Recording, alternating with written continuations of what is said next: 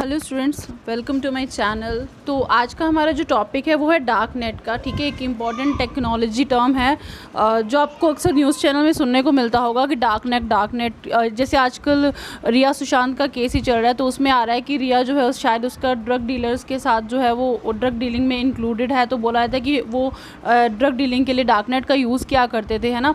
तो ये dark net होता क्या है, चलिए पहले आज उसको समझते हैं कि डार्क नेट चीज़ क्या है। ठीक है, सो सबसे पहले हमारी मेन टर्म जो आती है वही आती है कि what is the dark net. ठीक है, डार्क नेट होता क्या है।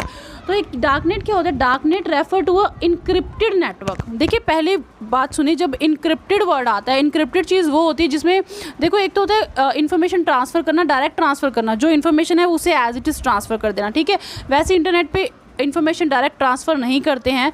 अगर हम डायरेक्ट इन्फॉर्मेशन को ट्रांसफ़र करेंगे तो क्या होगा, बीच में हैकर जो है वो हमारे इन्फॉर्मेशन को हैक कर लेंगे। इसमें इसी तरह सिक्योरिटी इशू होते हैं। ठीक है, तो इन्फॉर्मेशन को एनक्रिप्ट किया जाता है। एनक्रिप्ट मतलब उसे एक कोड वर्ड में बदला जाता है, यानी सोर्स पे जहाँ से इन्फॉर्मेशन भेजनी है, सोर्स पे इन्फॉर्मेशन को एनक्रिप्ट करते हैं।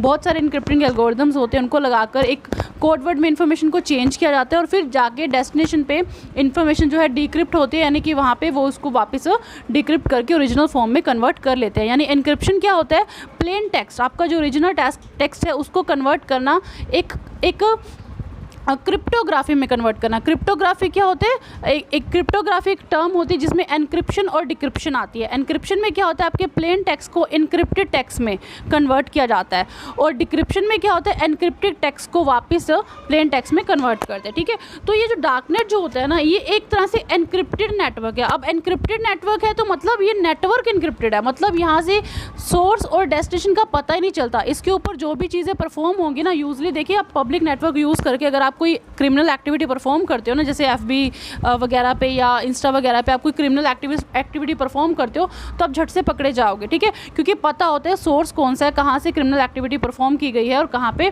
जो है वो आपको झट से पकड़ लेंगे। लेकिन अगर कोई एनक्रिप्टेड नेटवर्क के ऊपर सोर्स और डेस्टिनेशन का पता ही नहीं चलता, अगर एनक्रिप्टेड नेटवर्क के ऊपर कोई क्रिमिनल एक्टिविटी परफॉर्म होती है तो उसका पता लगाना बहुत मुश्किल है। सिक्योरिटी चैलेंजेस सिक्योरिटी क्या बोलते हैं उसको, फाइंड आउट करते हैं, यानी सिक्योरिटी के लिए ये मेन चैलेंज होता है। ठीक है, सिक्योरिटी एजेंसीज के लिए मेन चैलेंज होता है कि ऐसे इनक्रिप्टेड नेटवर्क्स का पता लगा पाना। ठीक है, तो ये डार्क नेट जो है, हमारा जो ये ओरिजिनल नेटवर्क है उसके ऊपर एक और इनक्रिप्टेड नेटवर्क चलता है, उस इनक्रिप्टेड नेटवर्क की हेल्प से डार्क नेट जो है ये वर्क करता है। ठीक है, अब ये जो डार्क नेट होता है ना, ये बेसिकली आप जितने भी आपकी जो सर्च इंजन है, गूगल है, याहू है, बिंग है, ठीक है, इन सब सर्च इंजन से आप इसका पता नहीं लगा पाते हो। क्यों नहीं पता लगा पाते, क्योंकि जितने भी ये गूगल याहू ये सब सर्च इंजन है ना, ये क्या करते हैं, आप अगर इसमें कोई कीवर्ड सर्च करते हो तो ये क्या करते हैं, वो कीवर्ड जो है कितनी भी वेबसाइट में, कितने भी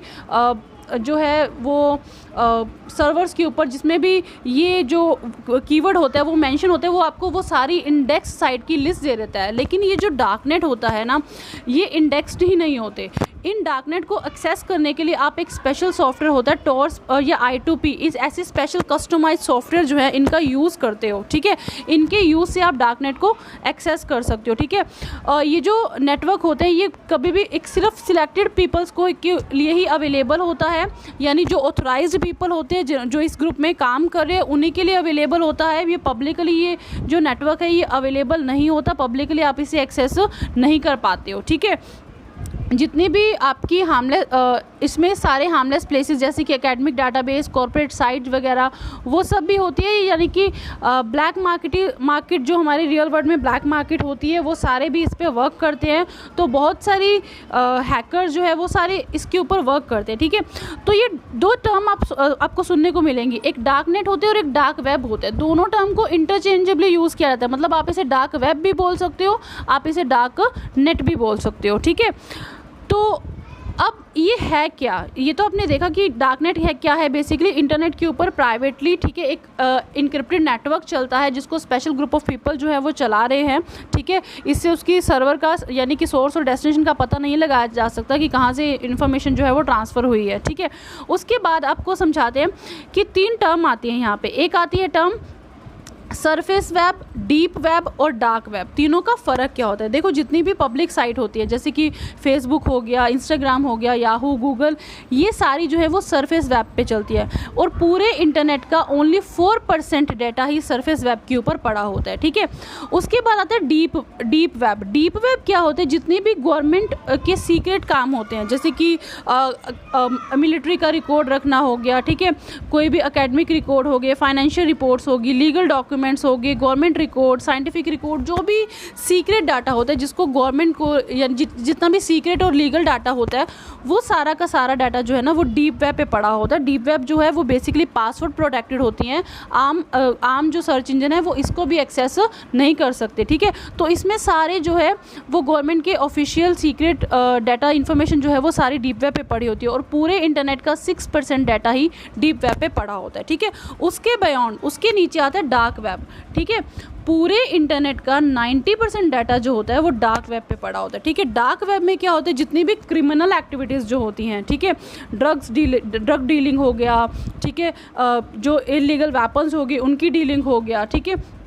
तो जितनी जी भी क्रिमिनल एक्टिविटीज़ होती है, यानी कि जो हमारे रियल वर्ल्ड में ब्लैक मार्केट जिसे बोलते हैं, वो एक तरह से उसका वर्चुअल रूप जो होता है वो डार्क वेब पे चलता है। यहाँ पे सारी की सारी क्रिमिनल एक्टिविटीज़ जो है वो परफॉर्म की जाती है, ठीक है। अब इसके बाद इसका मीनिंग आता है कि डार्क वेब, डीप वेब और सरफेस वेब में फ़र्क क्या होता है। डार्क नेट जो होता है वो आप कंफ्यूज होगे डीप वेब से, ठीक है, लेकिन डीप वेब में बेसिकली गवर्नमेंट का डाटा होता है। डार्क वेब में ज़्यादातर जो इलीगल एक्टिविटीज़ है वो परफॉर्म की जाती है, ठीक है। और पूरे इंटरनेट का यानी कि जो डाटा आपका सरफेस वेब पे है, सरफेस वेब आपको बताया था, जैसे अभी सरफेस वेब क्या होता है? जो भी हमारी पब्लिकली अवेलेबल सर्वर्स होते हैं जैसे कि फेसबुक, याहू, ये सारा डाटा जो सरफेस वेब पे होता है ये बेसिकली 4 to 6% ही होता है।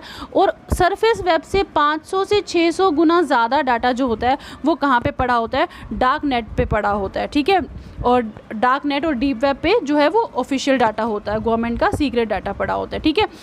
तो उसके बाद चीज़ें आती है कि यूज़फुल ऑफ डार्क नेट। इस डार्क नेट का इतना यूज़ किया कहाँ कर सकते हैं, ठीक है। एक तो होता है टू अवॉइड अ सेंसरशिप, यानी कि जितने भी जो भी कोई ऐसी इन्फॉर्मेशन कम्युनिकेट करनी होती है ना जो हमें सोशली कम्युनिकेट नहीं करनी, पब्लिकली कम्युनिकेट नहीं करनी, सीक्रेटली कम्युनिकेट करनी होती है, तो वो सारी इन्फॉर्मेशन जो है, वो सारी कम्युनिकेशन जो है वो हम डार्क नेट की हेल्प से कर लेते हैं, ठीक है। दूसरा आता है एनोमिटी एंड सीक्रेसी, यानी कि जितने भी सीक्रेट्स मेंटेन करने गवर्नमेंट ने, जितने भी सीक्रेट्स इन्फॉर्मेशन कलेक्ट करके रखनी है वो सारी की सारी इन्फॉर्मेशन हम यहाँ पे रख सकते हैं, ठीक है। तीसरा आता है विसल ब्लोअर और जर्नलिस्ट इसे यूज़ कर सकते हैं, जितना भी डाटा उनको मेंटेन करके रखना है, उनको सीक्रेट मेंटेन करके रखना है, ठीक है, इन्फॉर्मेशन लीक नहीं होने देनी, वो सारे इसको यूज़ करते हैं अपने सीक्रेट्स को मेंटेन करके रखने के लिए, ठीक है, सीक्रेट इन्फॉर्मेशन को मेंटेन करके रखने के लिए।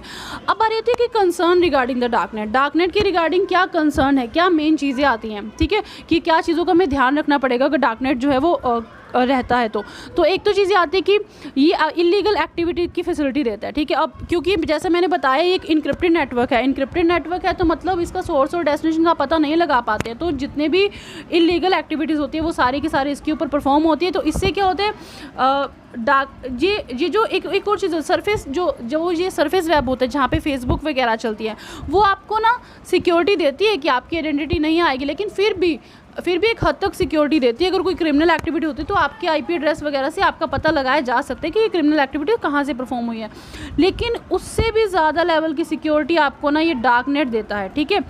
सरफेस वेब से भी ज़्यादा सिक्योरिटी देता है, जिससे क्या होता है कि सोर्स वगैरह का पता ही नहीं लगाया जाता कि इन्फॉर्मेशन जो है कहाँ से आई है, ठीक है। तो डार्क नेट जो है वो बेसिकली ब्लैक मार्केट का एक वर्चुअल प्लेस है कि ब्लैक मार्केटिंग जो है वो इसके ऊपर होती है, डार्क नेट के ऊपर होती है, ठीक है। तो एक तो ये मेन चीज़ है। और जितने भी ड्रग डीलिंग्स, ऐसे जो भी क्रिमिनल एक्टिविटी होती है, ड्रग डीलिंग हो गई, आर्म ट्रैफिकर्स हो गए, चाइल्ड पोर्नोग्राफी कलेक्टर्स हो गए, ये जितनी भी इलीगल एक्टिविटीज़ होती है वो सारी इसके ऊपर परफॉर्म होती है, ये भी कंसर्न एरिया है हमारा, ठीक है। दूसरी चीज़ आती है कि एक ना पहले चलती थी सिल्क रोड मार्केट प्लेस, एक वेबसाइट होती थी, ठीक है। यहाँ पे क्रिमिनल एक्टिविटीज़ परफॉर्म होती थी, ड्रग्स की या वेपन्स की जो ना इलीगल सेल और परचेज़ यहाँ पे चलती थी। हालांकि गवर्नमेंट ने 2003 में इस साइट को बंद करवा दिया है, लेकिन फिर भी बहुत सारी नंबर ऑफ जो है स्पॉन कॉपी कैट मार्केटर्स को एक आइडिया मिल गया यहाँ से अपना जो है इलीगल जो है एक्टिविटीज़ परफॉर्म करने का, ठीक है। तो एक टेररिस्ट जो होते हैं वो भी इसको यूज़ करते हैं। टेररिस्ट क्या करते हैं, जितने भी अपने अदर टेररिस्ट जो है, जो मेन टेररिस्ट होता है, उसको अपने सब टेररिस्ट को इन्फॉर्मेशन जो है वो इन्फॉर्मेशन जो है पास करनी होती है, वो इसकी हेल्प से करते हैं, ठीक है। या टेररिस्ट जो भी इलीगल वेपन की जो सेल परचेज़ करते हैं वो भी इससे करते हैं। वो जितनी भी यहाँ पे सेल परचेज़ होती है ना, अच्छा एक और चीज़ होती है, डार्क वेब में जितने भी आप कुछ परचेज़ वगैरह करते हो ना, और उसकी जितनी भी पेमेंट्स वगैरह होती है, वो सारी जो है वर्चुअल करेंसी से होती है। वर्चुअल करेंसी जैसे कि बिटकॉइन वगैरह या और बहुत सारी वर्चुअल करेंसीज अवेलेबल हैं, ये इन्हीं की हेल्प से सेल परचेज होती है। और ये वर्चुअल करेंसीज भी क्या होती है, एक तरह से बिटकॉइन जो एक वर्चुअल करेंसी है, इससे क्या होता है कि जो आरबीआई जो है ना, आपने अगर बिटकॉइन से अगर कहीं भी कोई सेल परचेज़ की है, आपने बिटकॉइन को यूज़ करके एक जगह से दूसरी जगह अगर आपने कोई सेल परचेज़ की है, तो आरबीआई उसको डिटेक्ट नहीं कर पाता, क्योंकि बिटकॉइन जो होती है वो इनक्रिप्टेड करेंसी होती है, ठीक है। एक फॉर्म में, एक इनक्रिप्शन फॉर्म में, एक कोडेड फॉर्म में कन्वर्टेड होती है, तो इसका पता ही नहीं लगाया जा सकता कि कहाँ से बिटकॉइन को क्या जो ट्रांसफ़र हुआ है, ठीक है, कहाँ से कहाँ, यानी सोर्स और डेस्टिनेशन इसका कोई पता नहीं लगता कि बिटकॉइन कहाँ से कहाँ ट्रांसफ़र हुआ है, ठीक है। तो जैसे वो सिल्क रोड की एग्जाम्पल मैंने बताई थी कि सिल्क रोड जो है वो साइट चलती थी, वो सिल्क रोड में पेमेंट भी ऐसे करते थे। एक बंदा था, उसने अपने सपोज $1000 से एक बिटकॉइन ख़रीद लिया, ठीक है। बिटकॉइन ख़रीदने के बाद वो अपने जिसको भी देना है उससे सेल परचेज़ करेगा, ठीक है।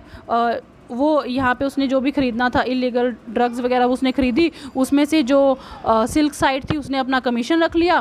फिर वो जो गई जो जैसे बायर से सप्लायर को चली गई करेंसी, उसके बाद उसने बिटकॉइन के रूप में करेंसी एक्सेप्ट की, और बाद में वो बिटकॉइन को अपने रुपीज़ में या डॉलर्स में कन्वर्ट करके यूज़ करते थे, ठीक है। तो इस तरह से ये सारा जो है जो ये डार्क नेट जो है वो परफॉर्म होता है। इसमें इलीगल एक्टिविटीज़ जो है बेसिकली यहाँ पे परफॉर्म होती है। वैसे तो इसे सिक्योरिटी के लिए बनाया गया था, ताकि सिक्योरिटी जितने भी, क्योंकि इंटरनेट पे इतना सिक्योर नहीं है हमारा डाटा, ठीक है।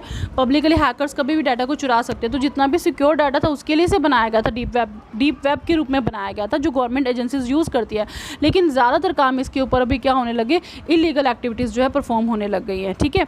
तो आज का हमारा टॉपिक इतना ही है डार्क नेट के ऊपर। अगर आपको कुछ भी पूछना हो तो आप कमेंट कर सकते हो, या आपको किसी और नई टेक्नोलॉजी के बारे में जानना है तो भी आप कमेंट कर सकते हो। और अगर आपको ये वीडियो अच्छी लगती है तो चैनल को प्लीज़ सब्सक्राइब करिएगा, लाइक करिएगा, जिससे मोटिवेशन मिलेगा मुझे, और मैं न्यू टॉपिक जो है वो आपको प्रेजेंट करती रहूँगी। न्यू टेक्नोलॉजी के रिलेटेड जो भी नए टॉपिक होंगे वो हम प्रेजेंट करती रहूँगी।